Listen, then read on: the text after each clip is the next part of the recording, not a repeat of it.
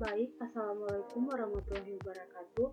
Perkenalkan, saya Destika Sari Jedun Madika, kelas 02 Teknik Elektro D4 tahun 2021, Fakultas Teknik Universitas Negeri Makassar.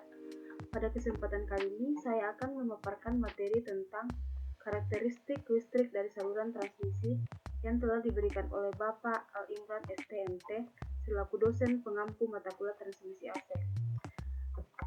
Adapun materi saya yang akan paparkannya itu yang pertama tahanan, yang kedua induktansi, dan yang ketiga kapasitansi. Pendahuluan, karakteristik listrik adalah sifat-sifat dasar yang menggambarkan aliran dan distribusi energi listrik dalam satu sistem.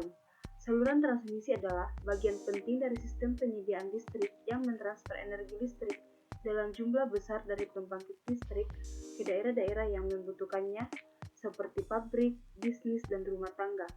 Saat energi listrik bergerak melalui saluran transmisi, berbagai karakteristik listrik memainkan peran kunci dalam menjaga keandalan dan efisiensi sistem.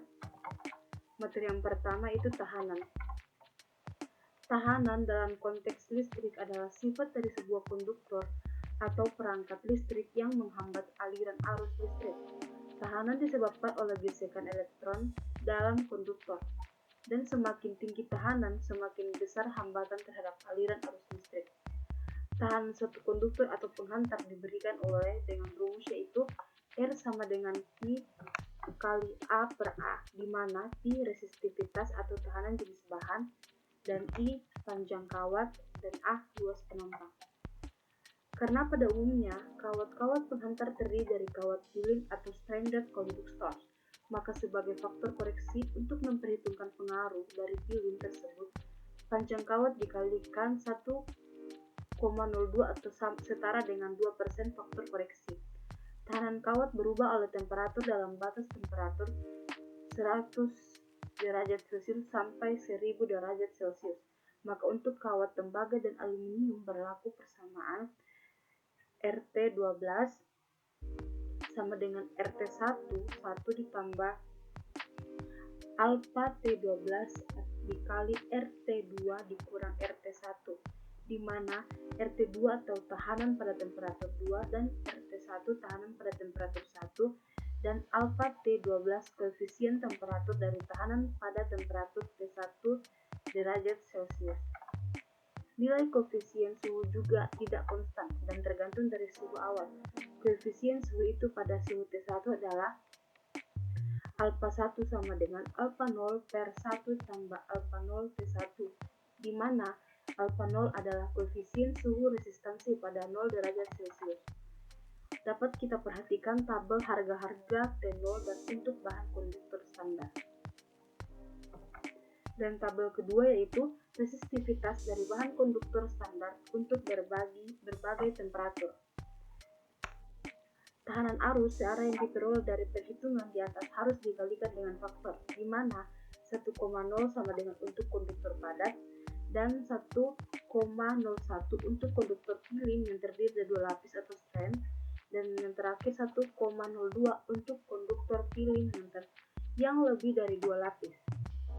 Adapun contoh soalnya yaitu tentukan tahanan DC dari ACCR 403 mm atau setara dengan 795.000 cm pada 25 derajat Celcius. ACCR ialah konduktor aluminium yang mempunyai inti besi yang gunanya untuk mempertinggi kekuatan tarik penampang konduktor atau 403 mm kubik.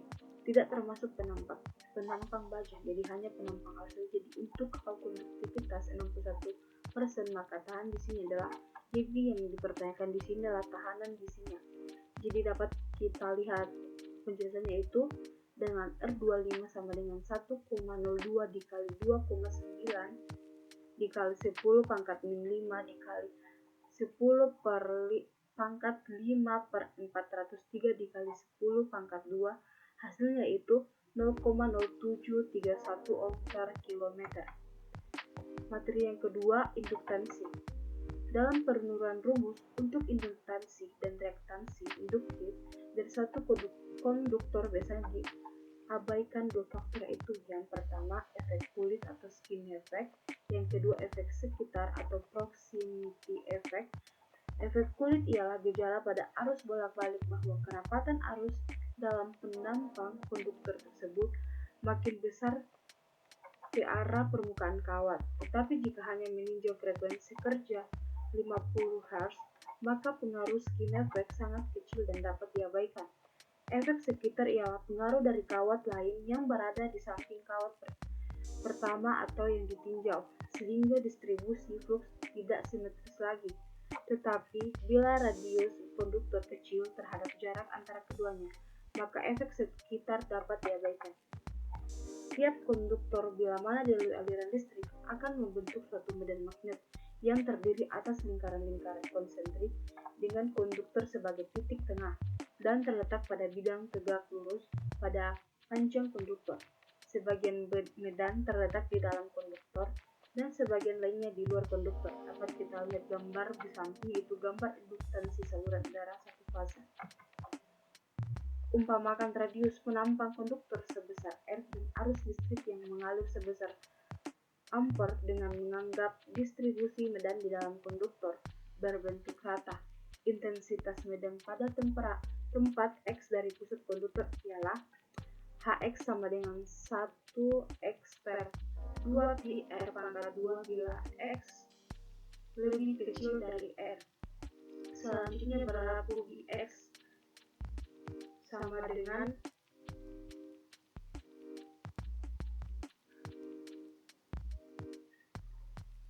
mu 0 mu Hx dengan X sama dengan induksi magnetik di tempat X. Mu 0 sama dengan 4pi dikali 10 pangkat 7. Mu adalah permeabilitas relatif medium untuk bahan non-magnetik.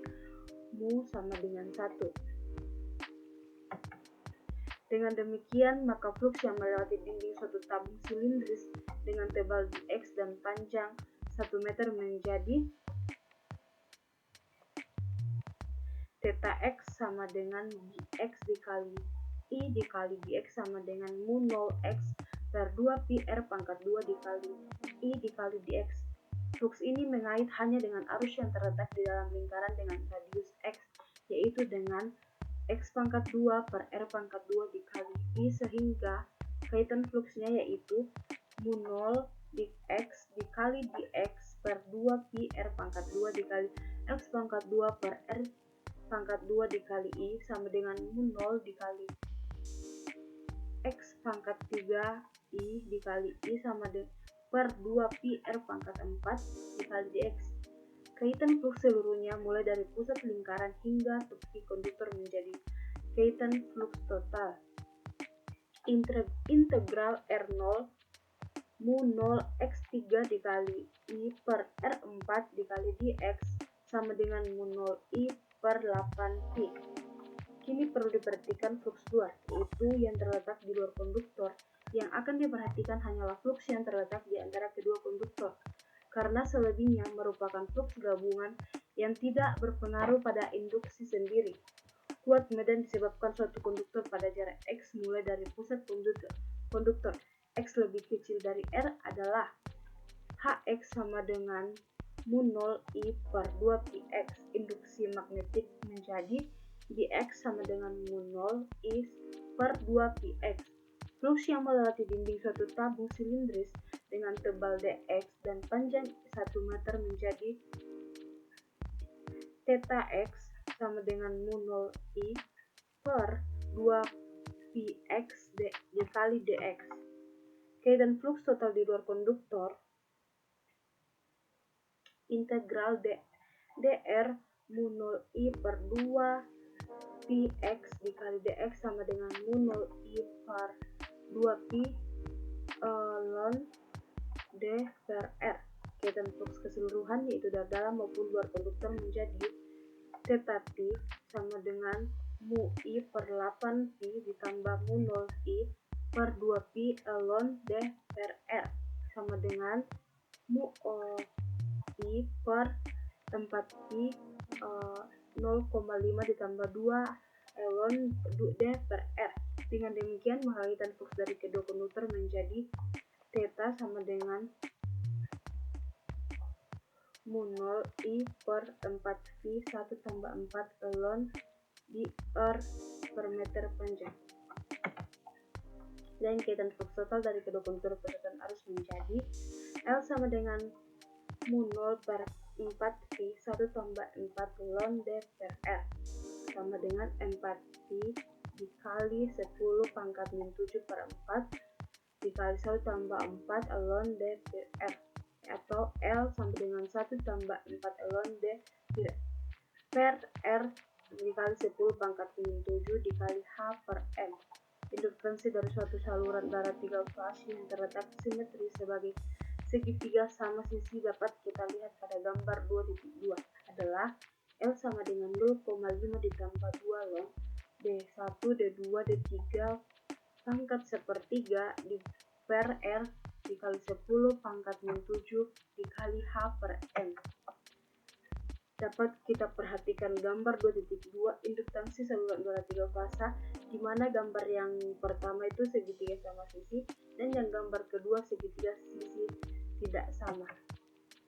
Kiranya jelas bahwa induktansi suatu saluran listrik tergantung dari yang pertama, jarak antara konduktor lebih besar, jarak lebih besar pula induktansi. Yang kedua, radius konduktor yaitu berkurang dengan bertambahnya radius. Yang ketiga, panjang saluran yaitu meningkat dengan panjang saluran itu. Contoh soalnya yaitu sebuah kumparan memiliki 100 Newton kawat, arus listrik yang mengalir melalui kumparan tersebut adalah 2 ampere. Hitunglah induktansinya. Kita dapat menggunakan rumus yaitu L sama dengan mu 0 dikali N pangkat 2 kali A per I. Diketahui N itu 100 limitan, A 0,01 mm atau setara dengan 1 cm dikali 1 cm. I sama dengan 0,1 atau 10 cm. Yang ditanyakan di sini adalah induktansinya. Penyelesaiannya itu L sama dengan 4Pi dikali 10 pangkat min 7 H per M dikali 100 pangkat 2 dikali 0,01 mm per 0,1 meter. L sama dengan 1256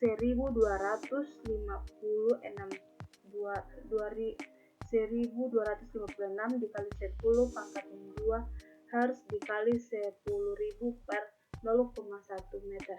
Jadi dapat kita dapatkan induktansinya itu 125,66 Hz. Materi yang ketiga itu kapasitansi. Sebagaimana diketahui, dua konduktor terletak terpisah oleh suatu medium isolasi merupakan suatu kapasitor dalam hal saluran udara. Maka dua konduktor merupakan dua pelat sebuah kapasitor yang dipisah oleh udara. Kapasitansi ini terbagi rata sepanjang saluran udara dan dapat dianggap sebagai suatu deretan shunt sebagai kapasitor sepanjang saluran. Gambar 3.1 dapat kita lihat bila mana pada saluran udara itu dipasang suatu tegangan bolak-balik akan mengalir suatu arus kapasitansi V sebagaimana terlihat pada gambar 3.1b. Sekalipun saluran tidak diberi beban, arus itu dinamakan arus kapasitansi dan besarnya tergantung dari tegangan, kapasitansi saluran dan frekuensi. Besar arus muatan kapasitansi adalah I sama dengan 2PV CV, di mana I arus muatan kapasitansi, F frekuensi, C besar, dan V tegangan. Dapat kita perhatikan gambar 3.1 kapasitansi saluran transmisi, di mana pada gambar yang pertama di sampingnya gambarnya itu tersebar sepanjang saluran dan yang gambar keduanya itu terpusat pada satu tempat. Misalnya, suatu saluran udara satu fase dengan dua konduktor yang masing-masing memiliki radius R sebagaimana terlihat pada gambar 3.2, jarak antara kedua konduktor dianggap jauh lebih besar dari radius R. Bila mana konduktor A memiliki muatan plus Q farad per meter panjang dan konduktor B memiliki muatan min Q farad per meter panjang. Umpamakan, pada titik P yang terletak sejauh X meter dari konduktor A, intensitas medan pada titik P dikarenakan muatan plus Q pada konduktor A adalah yang mengarah kepada B adalah sebesar EXA sama dengan Q per 2 pi K0 dikali D D kurang X. Intensitas medan pada titik P yang disebabkan muatan pada konduktor B adalah sebesar E D dikali X B sama dengan Q per 2 pi K0 dikali D kurang X. Resultan intensitas medan pada titik P dengan demikian menjadi EX sama dengan EXA ditambah E dikali D kali X kali B sama dengan Q per 2 pi K0 ditambah Q per 2 pi K0 kali D kurang X sama dengan Q per 2 pi K0 dikali 1 per X ditambah 1 per D kurang X. Dapat kita perhatikan gambar 3.2 itu kapasitansi saluran darah satu fas. Perbedaan potensial antara dua konduktor adalah sama dengan kerja yang dilakukan dengan memindahkan muatan satu kolom dari satu konduktor ke konduktor yang lain melawan gaya elektrostatik. Dengan demikian, maka perbedaan potensial antara konduktor A dan konduktor B adalah sebesar V sama dengan integral D kurang R EX dx sama dengan Q per 2 pi K0 integral dr R dikali 1 per X ditambah 1 per dx sama dengan Q per 2 pi K0 dikali ln X dikali ln D per X sama dengan Q per 2 pi K0 ln D kurang R per R. Kapasitas didefinisikan sebagai C sama dengan Q per V, sehingga C sama dengan Q per 2 pi K0 dikali ln D kurang R per R sama dengan C sama dengan pi K0 per ln D kurang R per R farad per meter. Karena R jauh lebih kecil dari D, maka dapat ditulis C sama dengan pi K0 per ln per D per R farad per meter. Untuk suatu saluran transmisi 3 fase, dipergunakan jalan di pikiran yang sama sebagaimana dilakukan pada satu fas bila mana letak fas-fas R, S, dan T adalah simetris. Maka kapasitansi tiap konduktor adalah sebesar C sama dengan pi K0 per ln dikali D per R8 per R farad per meter.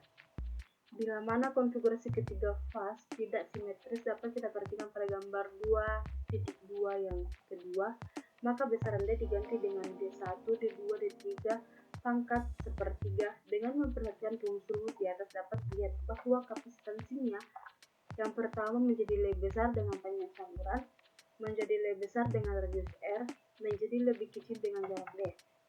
Contoh soalnya itu, terdapat sebuah kapasitor berkapasitas 0, UV yang dibebani oleh baterai berkapasitas 20 volt. Jadi berapa banyak muatan disimpulkan di kapasitor?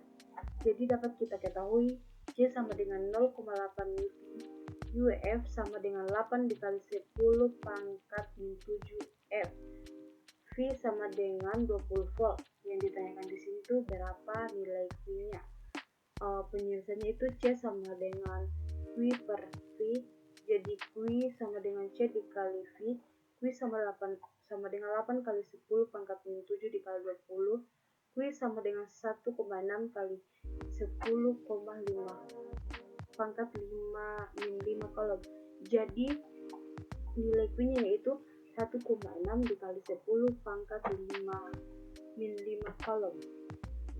Dapat dari materi yang tadi saya paparkan dapat saya simpulkan bahwa tahanan, induktansi, dan kapasitansi adalah bagian penting dalam pemahaman tentang sifat-sifat listrik dalam rangkaian listrik. Mereka memainkan peran kunci dalam pengaturan dan perilaku aliran arus listrik serta menyediakan alat untuk mengubah dan mengendalikan energi dalam bentuk berbeda. Pemahaman tentang tahanan, induktansi, dan kapasitansi sangat penting dalam desain, analisis, dan pemeliharaan sirkuit elektronik dan listrik. Demikian isi presentasi saya kali ini. Semoga apa yang saya sampaikan dapat bermanfaat bagi kita semua. Jika ada kekurangan mohon dimaafkan. Terima kasih.